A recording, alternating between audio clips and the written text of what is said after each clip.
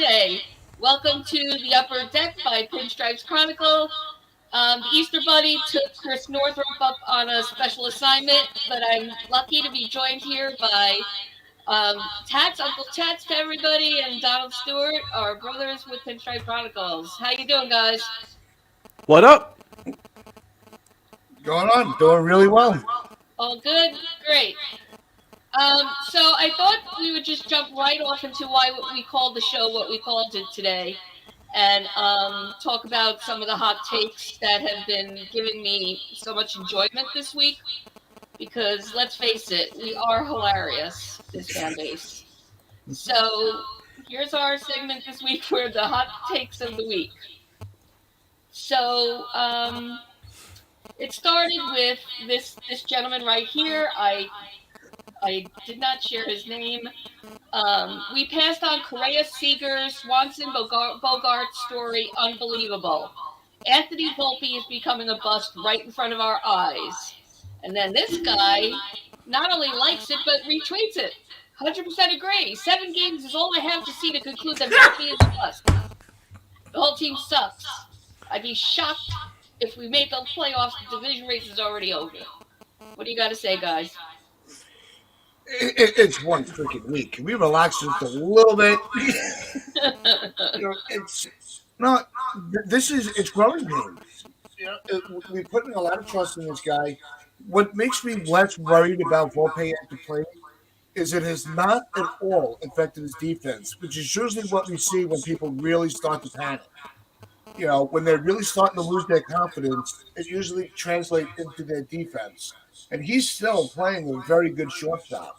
So any issues that he's having at the plate, I'm not even going to call them struggles. Any issues he's having is not affecting his overall game. So he's gonna figure it out. Yeah, and I'm really looking forward to going back to these two gentlemen and saying, didn't age so well, did it? Given Volpe with his first multi-base triple last night, and and how that spurred off all the runs after that. Yeah, nice job, guys. That That has to be a comedy tweet. You're very gracious this Easter Sunday, Donald. Are we giving them that open mind there? If you say 7 games is enough to know that he's a bust, that has to be a comedy. It has to be comedic. Okay, and maybe attention seeking, and they got what they wanted because. Oh yeah, I mean he cannot be serious. That's the most ridiculous thing I've ever heard in my entire life. You say that about a rookie. He's 21 years old. You give him 7 games, and that's enough to call him bust? Are you out of your freaking mind? Who is this dude? This guy's an idiot. I mean, I didn't think of it that way, so I feel like a smaller human being at the moment, but I'm happy to roll with that on Easter Sunday. Well, I didn't say that about you. I said that about the guy that wrote it. No, I'm saying I went right to this, so. And there you are teaching me to keep an open mind, and yeah, maybe he's just a really hilarious guy because we named the show after him, to be honest. Hey, Chris Northrup, good to see that the Easter Bunny gave you a break. Everyone knows you're out on a special mission today. So here's the other one I'm going to share. And so let me try to make the screen smaller, and we're going to figure out a better way to do this. But here we go. We have officially entered a rebuild year. Let your prospects get healthy, get everyone healthy. Trade Torres and Nestor for a top starting pitcher. Trade Hicks for a bag of chips. Gee, I haven't heard that one before. Clever. $500 million clearing payroll next year, and sign Ohtani off season. 2024 World Champs is that easy, guys. It's 1 week. Can we please relax? Yeah, we're in a rebuild year, and the Rays are going to go undefeated. I mean, what do we? It's 1 week of baseball. Can we just let people get into their rhythm first? This is crazy. I can't figure it out. What is the big deal of why are we always? Yeah, Laurie. Laurie. I'm giving you a star for that. Big gold star. Oh man.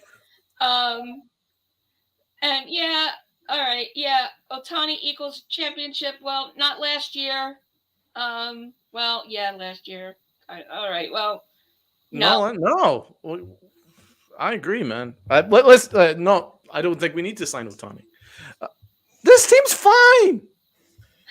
What's the problem? They'd say trade Cortez for a top starting pitcher. Well, what's Cortez? Did you see what the ERA? He was an all-star last year. A 2 ERA. I mean, he's your number 2 starter. You have yeah, go ahead.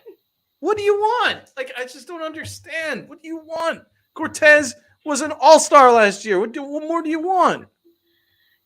You have the guys in the booth saying that, he should really be behind Cole at this point. And yeah. He remains nasty, if not nastier. And this is You're right. I got my Nasty Nestor t-shirt. That's right. I mean, I got it when I went to the Nasty Nestor game last year. Oh, I got to get myself one of those. Yeah, it's a great t-shirt. I'll paint it on if I have to when I get there on April 20th.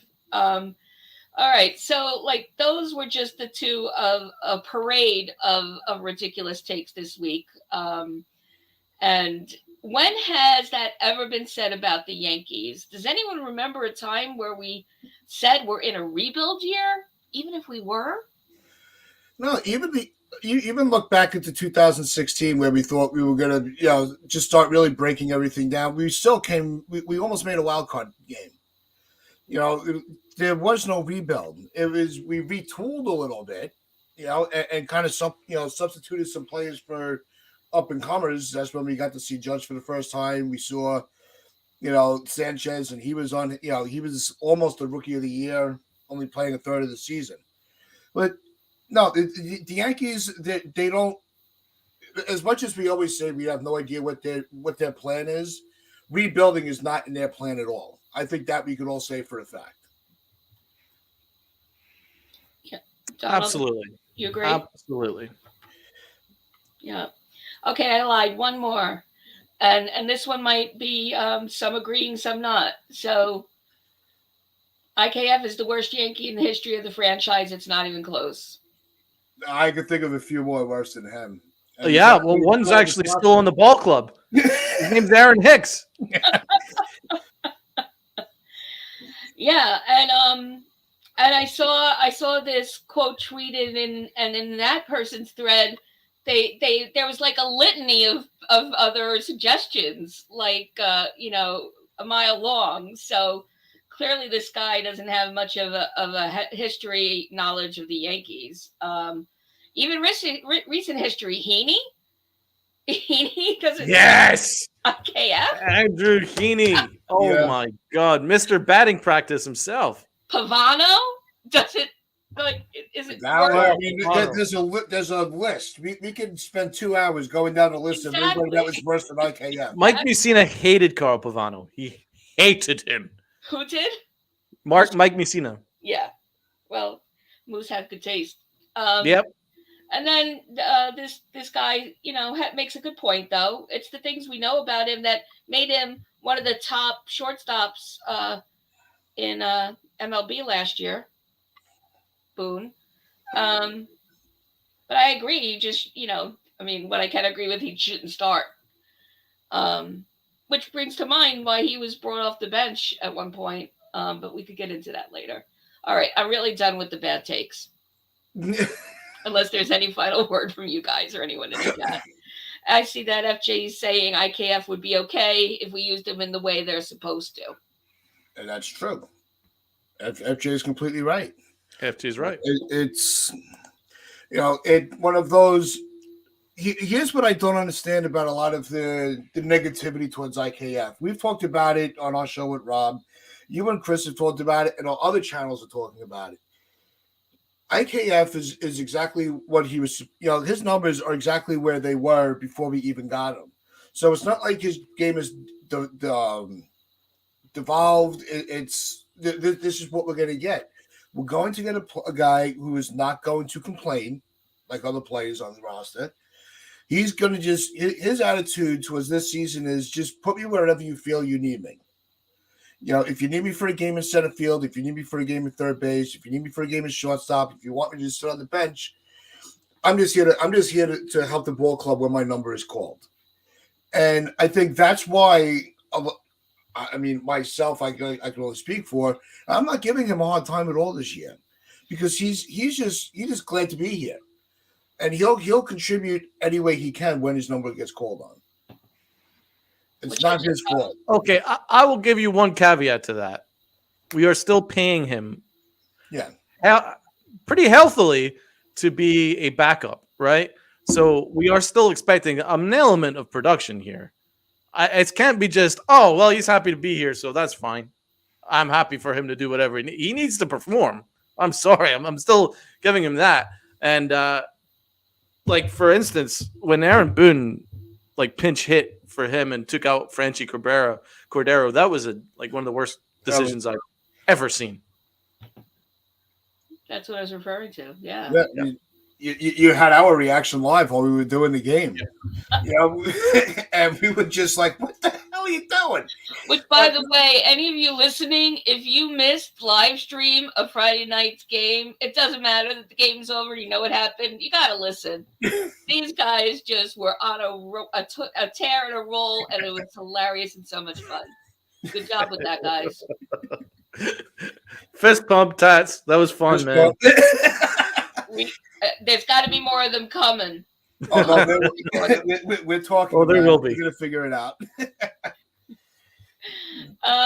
So let's move a little bit ahead to the less critical, but I really want to share this from Fireside Yankees, because Gleyber's another one that's been on the hot seat in Yankees Twitter for a long time. But take a look at this.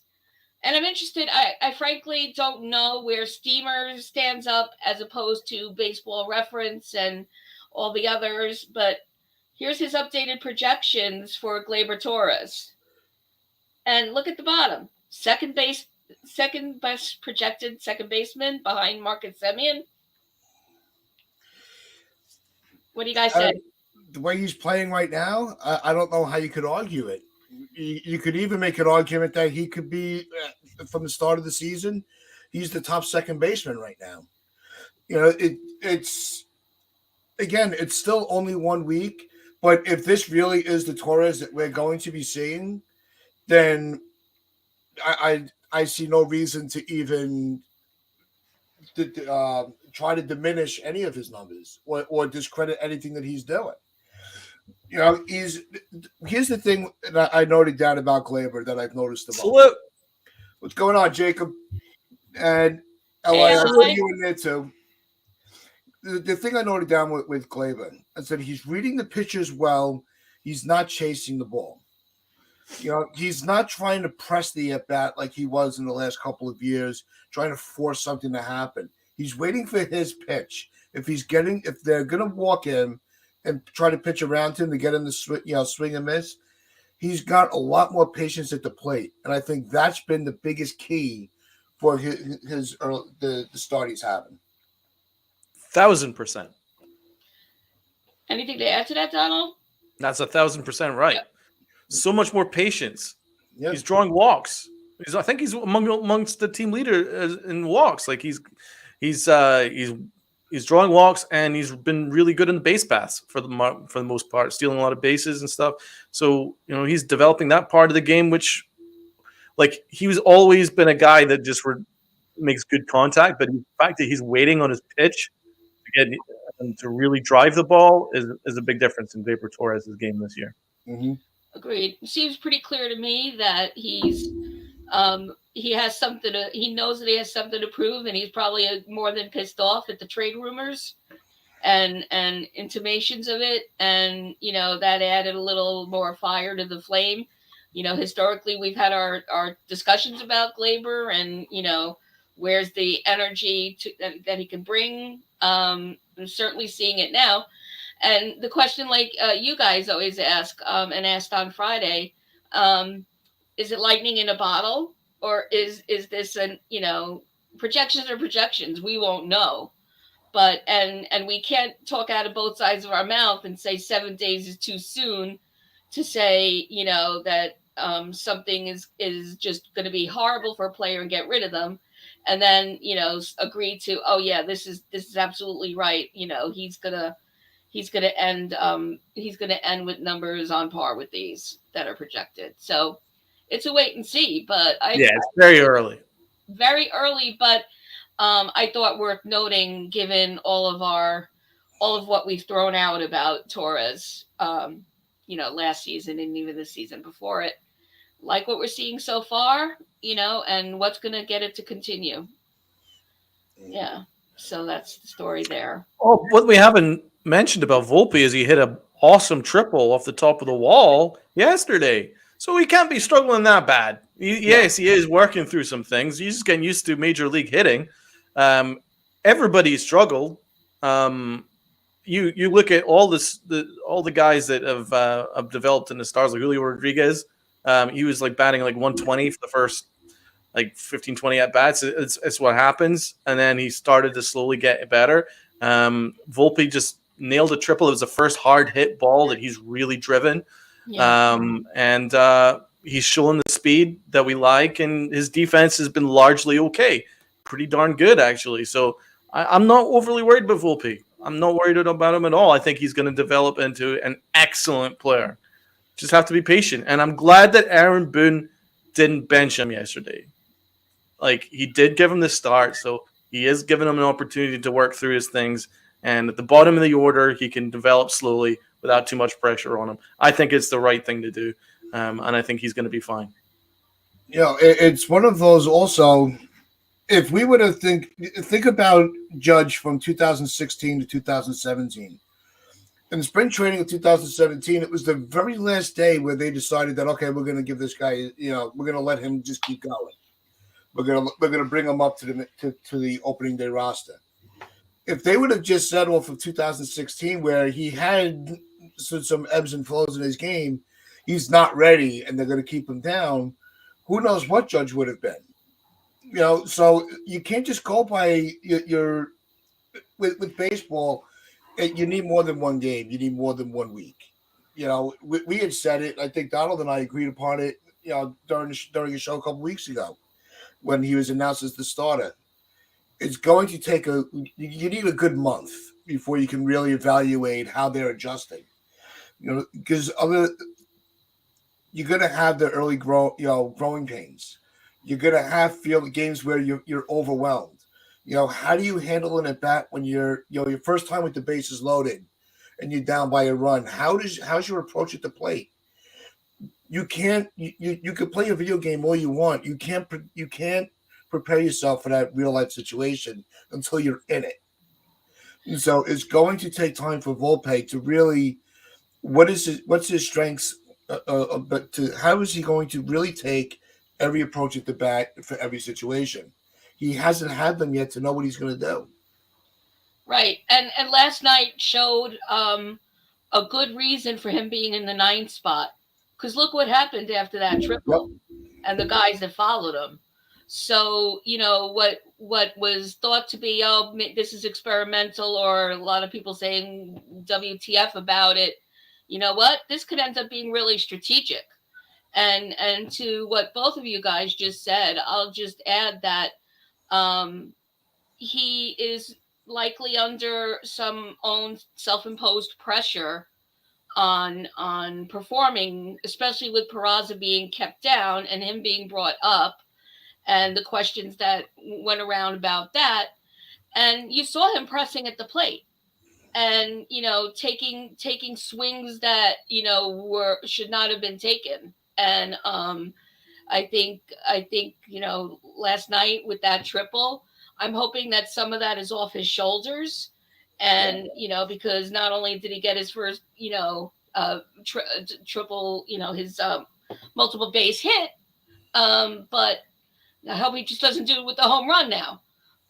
Because now everyone's asking John Sterling, do you have your call ready, and all that stuff. And I just, I understand why, but like Volpe, don't listen. Just like put noise canceling headphones on until the end of the season with this stuff. But this is an interesting one here. I want to pick up on. At some point, you have to sit Volpe so that you can take a breath and slow things down. If you keep putting him out there and letting him struggle, he may not come back from it.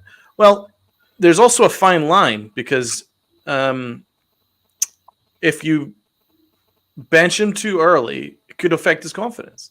If you bring back IKF to play shortstop, it sends a bad message. So you have to balance that right. And I think Boone, the only thing he's done well so far, I have to be honest, has been the way he's handled Volpe. Like he's allowed Volpe to develop at the bottom of the order, and he's starting to pay it back a little bit with that triple and his decent defense. So I really don't think there's any need to sit him. We gotta ride with him. He's 21. It's going to be growing pains. I'm sorry. Like how many stars, rookie stars, have just been phenomenal right off the bat. And by the way, Volpe didn't exactly struggle the first couple of at-bats. He's kind of struggling recently, but that's kind of part and parcel with it. But, on our first home start, which the NYY News TV crew went to, Volpe had a couple of hits. So he was doing fine at that point. So it's only been recently that he's been in a little bit of a slump, but he hit that huge triple. Looks like he could drive the ball. I'm not worried. Let's let him develop, man. Let him develop. Yeah, it's going to take a long time before you have any idea of what his ceiling is or floor is. You have got to be patient with him.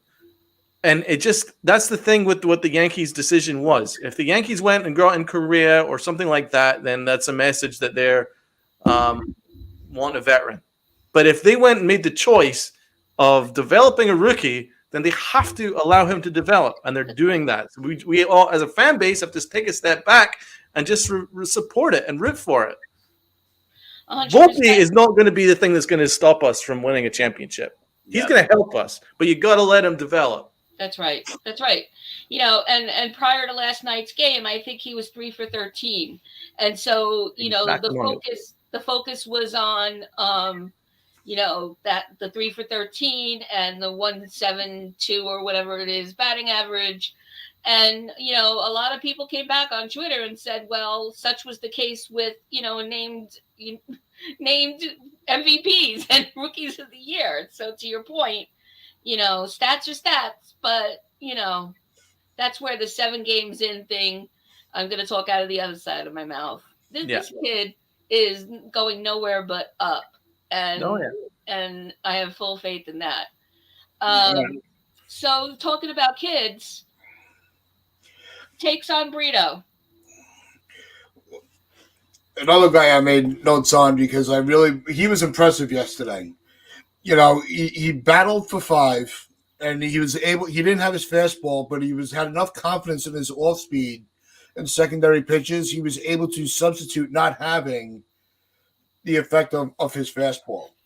And I think that just shows that, the mental strength of Brito as a young pitcher. I think he is going to be, like FJ just said, that start yesterday is what we wanted, what we needed from Schmidt. We needed him to grind it out and figure, all right, I got to keep my team in the game.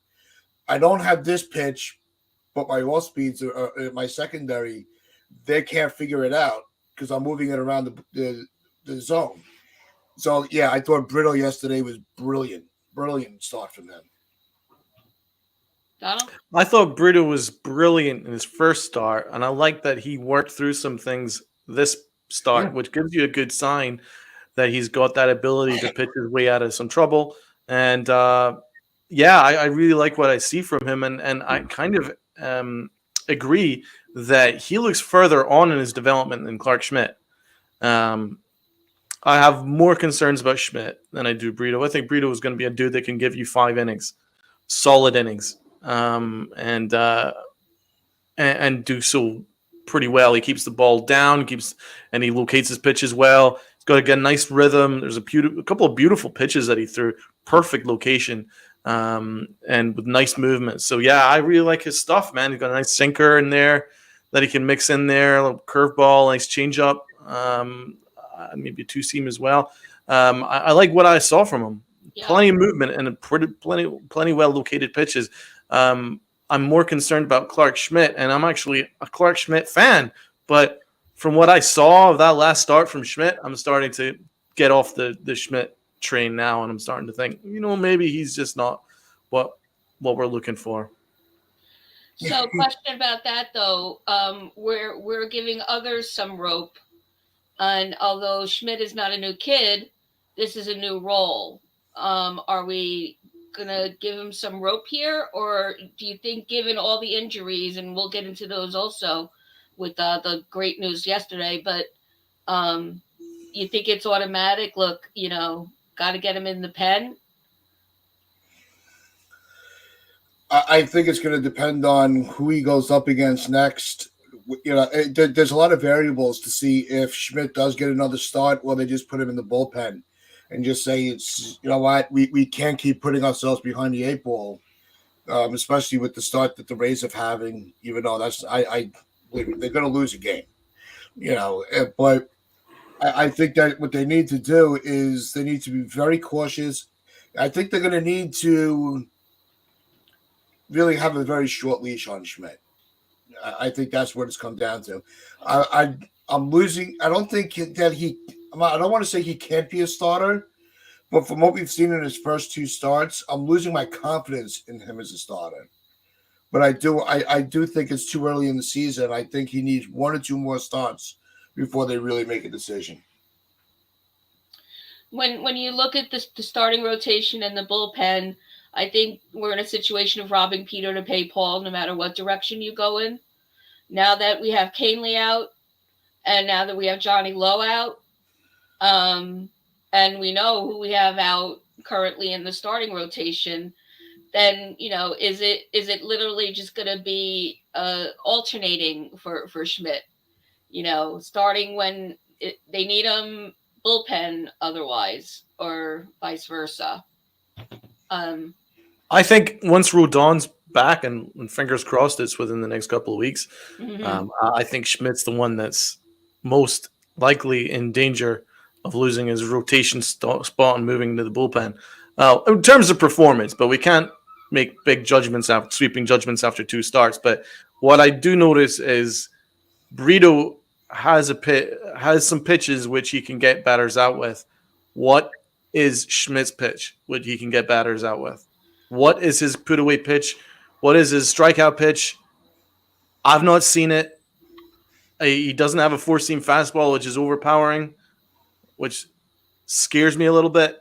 And he's got a nice curveball, nice knuckle curve, but I don't know. I guess that could be his put away pitch, but I think that's the only pitch that is a plus pitch right now. The rest of his pitches are kind of mediocre. I think it would translate better in the bullpen as a long reliever. Didn't I read somewhere that he had a cutter in the works? He's been developing a cutter, and it's certainly helping him. He's able to get ahead of batters. So he's not at the point where he's got no location. He gets ahead of batters. Once he gets to 2 strikes, he does not know how to put a guy away. That's what we saw all that last start that we covered, Tats.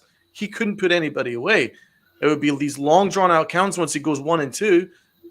He's ahead in the count. He should be able to put people away. Everyone else can put guys away, but he cannot do it. And that appears to be the difference if you're going to compare Schmidt and Brito. And the other thing I'll say about Brito, similarly, is that he doesn't get thrown. Like, he keeps that cool head. He's sort of cool and smooth the way Nestor is, and figures it out. There was definitely a time on his last outing where I'm like, somebody walk to the mound, please. But he figured it out his own way. Schmidt, I have to agree. Maybe he'd be the earliest on guy from the pen, and the stacking order will be a little bit different. I didn't mind what I saw from King last night. So I guess we'll just have to wait and see. But I remain really nervous about pitching overall, but not to the extent of trading away Torres, like in that tweet we opened. What are your thoughts on Mike King? Tat, start with you. I think yesterday it was the same the same mentality as Brito. I think he's having trouble with his velocity, but was still able to navigate the strike zone to still keep hitters off balance. So he wasn't able to power the pitch past them. Yeah. But he had just enough where they weren't able to read what he was going to be throwing. So I think that was that's a very positive step forward. And again, when you get into situations like this early in the season, now it all depends on. I feel like I'm saying this for everybody. Let's see where this goes to. Let's see how they build off this. Will they need to just limit his innings? I thought that throwing him out there for 2 innings, I'm like, uh-oh. I didn't think the second inning he'd be as effective, but he was. He was actually better. It almost built his confidence that they put him back out there. And he had this bulldog, I got this mentality. So I think King is I think he's figuring out how to get through his little dip in velocity at the moment. Lynn, what are you thinking? Well, so I'm thinking that if I were Cash or Boone, and I thank the God every day I'm not, but if I were, I'd be strategic about who I put out first in the situations where you're taking a pitcher out. Right now, I always thought of King as the longer guy, but it's going to take me some time to see. Need a little bit of need a little bit of data on that, and really to FJ's point here. That's a question we could ask about virtually every player, by the way. But we're talking about Great King point. right now. I think let's. I think he looked better than expected yesterday to me. Certainly better than the last time, and after the game, he was talking about the things that he was happy with, things he had to work on. I told him I agreed with him, and we'll have to see. Yeah, because we talk all the time. So we'll have to see what comes next. But let's assume that Schmidt is going to start having more of a role towards the bullpen. Maybe with this groundwork with the starting rotation and the extra innings, even though he's been pulled after 3. Let him have the 3 games and give King a little bit less in those middle innings. I'm very concerned about his velocity. He was hitting 92 on his fastball yesterday. That scares me. That's like not nearly enough. Like he should be hitting 96. The fact he's hitting 92, it's so easy to square up on that. But the one thing that he had was a changeup, and there's enough changeup variation in velocity where it was this changeup was like 79 and the fastball was 92 that he could get away with it. So he was still able to keep the batters off rhythm because of the variation between the changeup and the fastball. But on that fastball alone, if he's trying to get past people with that 92 mile an hour fastball, forget about it, because there was a couple of times where they just missed. They were fouling off 92 miles an hour. If they timed that right, that was going so far out of the ballpark. So I'm still very, very concerned about his velocity. And to answer FG, I don't think he is completely over his injury. No, I don't either. And so, that seems to me that he needs to be aware of his arsenal and what to use when. Then, why wouldn't he be leveraging the change more if we know that the 4-seamer is doing what it's doing? Just an open question there. But so here's another open question, guys.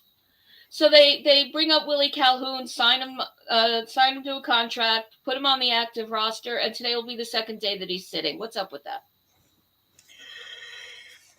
I don't know. If you're going to bring up Calhoun, he should be taking the spots from Hicks.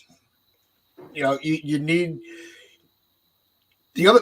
Actually, you know what I think it is? The more I just thought about this, I think the way that Cabrera has been able to hold his own in the outfield, I think that's why we're seeing less of the traditional outfielders that are on the roster.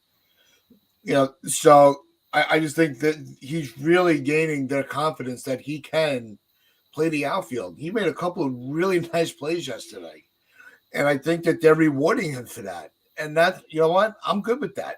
Me too. Oswaldo's been awesome. Have you got today's starting lineup? Saw it. Tats and I saw it just Yeah, I'll before we pull it up came real on. quick. Go and share the screen and let's have Yeah, a look. let me see if I could find it back again.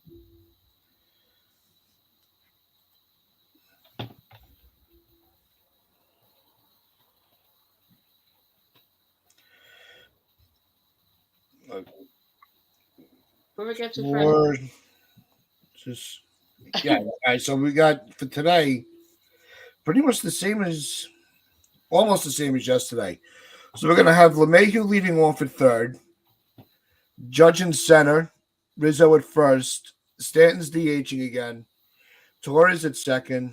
We got Cabrera in left, Trevino at behind the plate, Frenchie in right, Volpe at short, Nesta's on the mound. No Aaron Hicks. That lineup for a rubber game. No Aaron Hicks. No Hicks. Woo! So Let's go! Yahoo! Yeah! Happy Easter, everybody.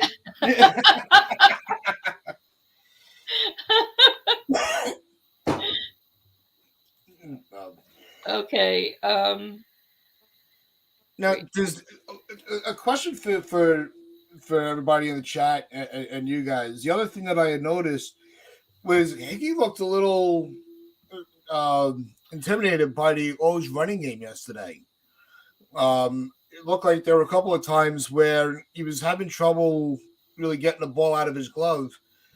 Do you think that the aggressiveness of the O's is going to be a problem for some of the catches in the league? Because they are they dance around on the base paths. They're not afraid to swipe a base. And with Higgy behind the plate, I'm like, they're just going to run all over him. Did anybody else notice that as well? Yeah, Higgy also made a horrible throw. Yeah. That caused some problems for us, and definitely something was very off about Higgy yesterday. Couldn't quite put my finger on it, but I would agree with it for sure. And I think actually that this is going to be it with the Orioles this season, not just for Higgy, but we have to pay attention to the Orioles. I think we threw down our predictions on opening day. I'll have to replay and watch, but I'm pretty sure I already had said that they're going to be. I had them, in the top 3 in the division. Yep, so did I. And I think that's going. As of today, I'm still time stamping that, and I think that they're young, they're hungry, and they're ready, and they shouldn't be looked down upon anymore. They should be seriously considered as real opponents. And speaking of real opponents, let me just say that Rays are 8-0. So, and yes, it's true. Yep. And let me just add to that I have it here somewhere. Not only are they 8-0, but they're off to the hottest start baseball has seen in 2 decades. The last time a team started off with 8-game winning streak in a season is the Royals, who had 9-0 in 2003. Holy crap. So here's the question. Does it have to do with the teams they faced, which I'm not prepared to go down everyone they faced so far. I know they just finished up with Oakland. So did they just have an easy opening trip, or do we have things to worry about with them?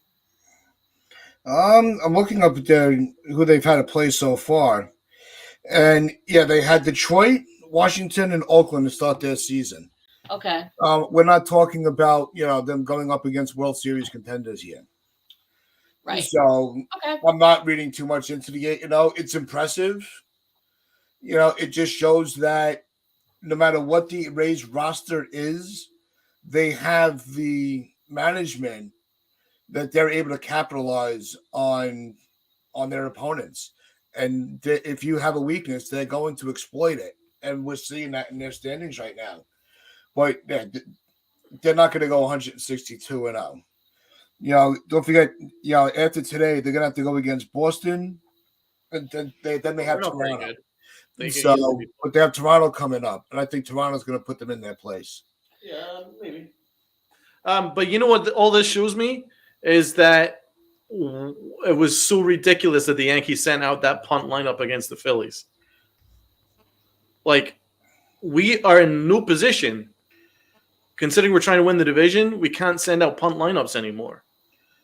Like, that cannot happen. Right. Toronto are good. Baltimore are really good. They've got like 4 or 5 rookies in their team that are awesome. Yeah. Right? They're very, very good. They're legit. Boston aren't good, but they've got a little bit of power and they can score runs. So if we're not pitching well, we can put up a number of runs. Toronto are excellent and Tampa are 8-0. So there's not really any excuse for us to send out a team, which we did against the Phillies, where we sent out like an entire punt lineup in order to lose. It made no sense to me. It still makes no sense because we're in no position to do so.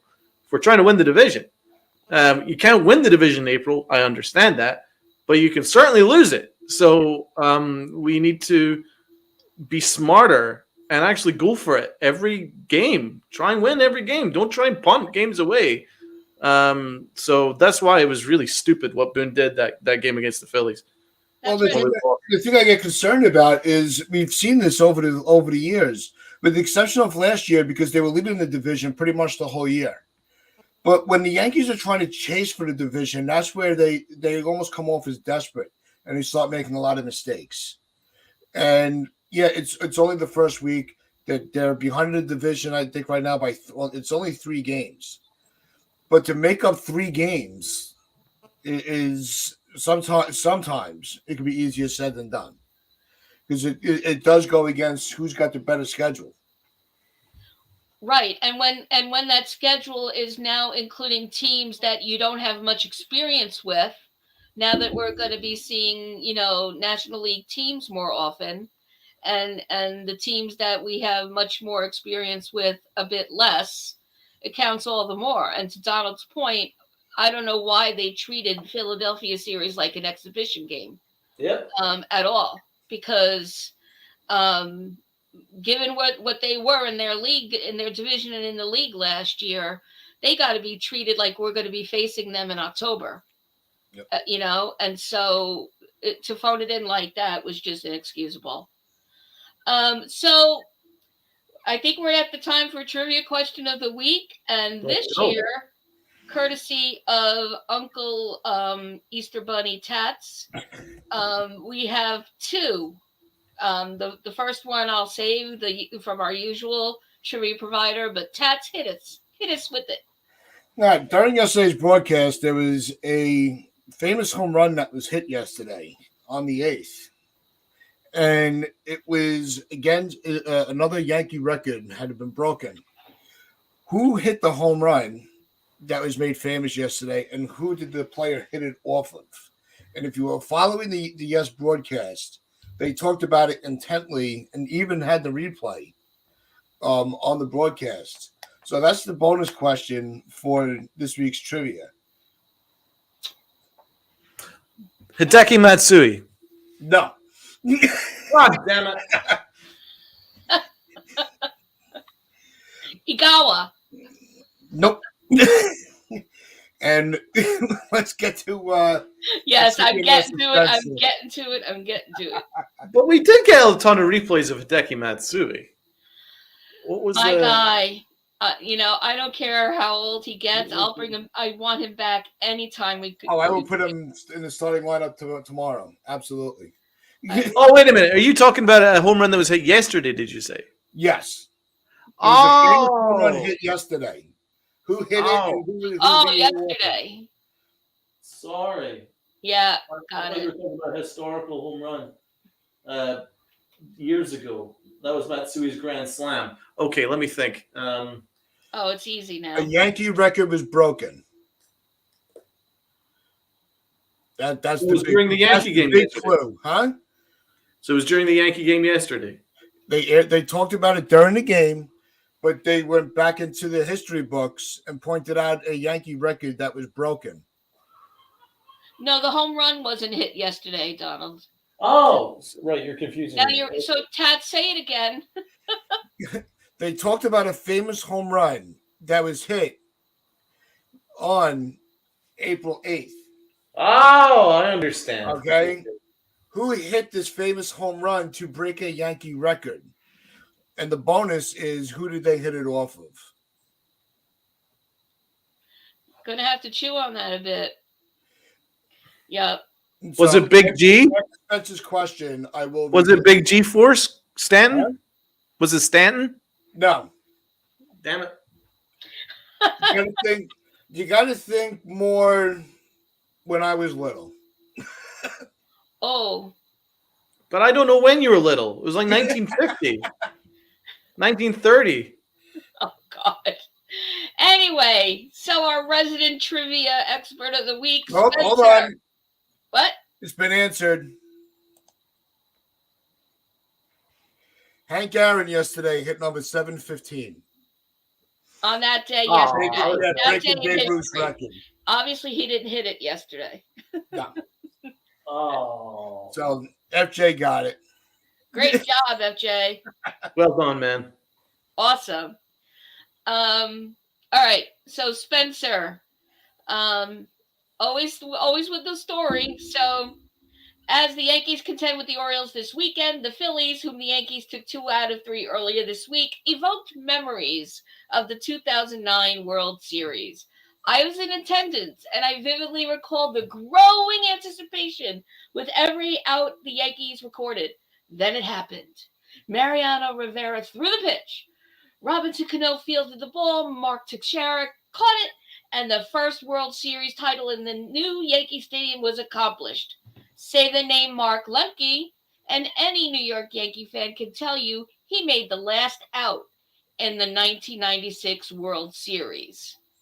But who made the last out in the 2009 World Series?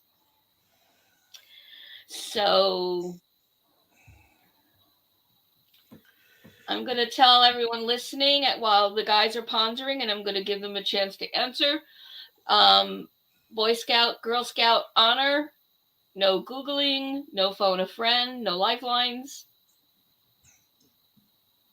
Use your Yankee history, prowess, and gut. I mean, we know they played the Phillies. And Donald remembers how awesome I am at trivia. But I'm going to go with Shane Victorino. Okay. I'll tell you offline if you were right or not, Tats. Donald, do you want to? Hey, somebody agrees with me. Maybe I'm not that far off. I'll go Shane Victorino then. Well, since I'm trusting this dude. He knows his shit. I remember Matt Stairs. He knows his shit. Okay, well, you're just gonna have to go to hit the upper deck. Sometime towards the end. Oh, come on, tell us. You got to tell us now. Sorry, this is how we. That's how they do it. This is how we roll on the upper deck. I don't know what things you give away every day during the week, but Spencer gets to announce the answer, and he chooses when to do it.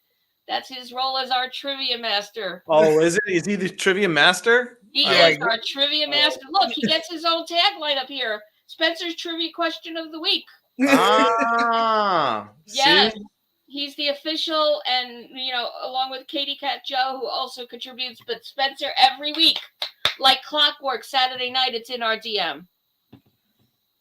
So I'm not going to go for him. My guy, good job. But if you want to Venmo me, I might give you the answer offline. Okay. Venmo, really? So with that, everybody in the chat, as always, thank you so much for co-hosting with us every week. Don't forget to send a DM to at Stripe Chronicles. for your handy dandy upper deck and flip the other side, Donald. Let's show them. It's two mugs in one. And they're awesome, and they are big, and they hold a lot of Joe, a lot of tea.